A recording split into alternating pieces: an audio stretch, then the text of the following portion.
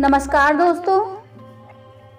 दोस्तों, काशी में गंगा के तट पर एक संत का आश्रम था। एक दिन उनके एक शिष्य ने पूछा, हे गुरुवर, शिक्षा का निचोड़ क्या है? तो संत ने मुस्कुराकर कहा, एक दिन तुम खुद ब खुद जान जाओगे कि शिक्षा का निचोड़ क्या है। कुछ समय बाद एक रात संत ने उस शिष्य से कहा, वत्स, इस पुस्तक को मेरे कमरे में तख्त पर रख दो। शिष्य पुस्तक लेकर कमरे में गया, लेकिन तत्काल लौट आया। वह डर से कांप रहा था। संत ने पूछा, क्या हुआ? इतना डरे हुए क्यों हो? तो शिष्य ने कहा, गुरुवर, कमरे में सांप है। संत ने कहा, यह तुम्हारा भ्रम होगा, कमरे में सांप कहाँ से आएगा? तुम फिर जाओ और किसी मंत्र का जाप करना, सांप होगा तो भाग जाएगा। शिष्य दोबारा कमरे में गया। उसने मंत्र का जाप भी किया, लेकिन सांप उसी स्थान पर बैठ गया।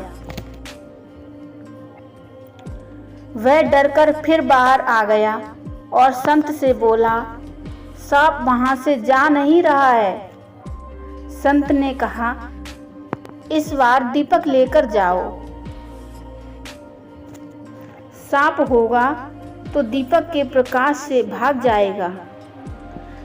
शिष्य इस बार दीपक लेकर गया तो उसने देखा कि वहां पर सांप नहीं है। सांप की जगह रस्सी लटकी हुई थी जो नीचे गिर गई थी। अंधकार के कारण उसे रस्सी का वह टुकड़ा सांप नजर आ रहा था। बाहर आकर शिष्य ने कहा, गुरुवर, वहां सांप नहीं, रस्सी का टुकड़ा था। अंधेरे में मैंने उसे सांप समझ लिया। तो संत ने कहा, वत्स, इसी को भ्रम कहते हैं।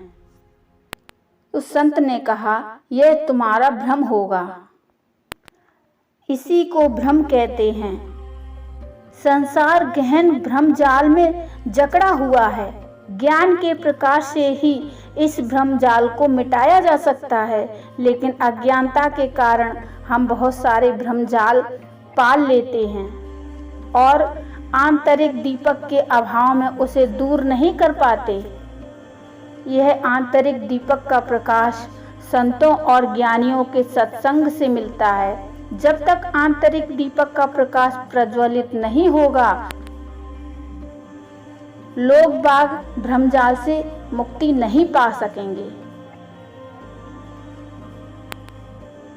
तो दोस्तों, इस कहानी से आपको क्या शिक्षा मिलती है, आप मुझे कमेंट में ज़रूर बताइए। कहानी अच्छी लगी हो तो लाइक कर दीजिए, चैनल को सब्सक्राइब कर लीजिए। मिलते हैं फिर एक और कहानी के साथ, तब तक के लिए धन्यवाद।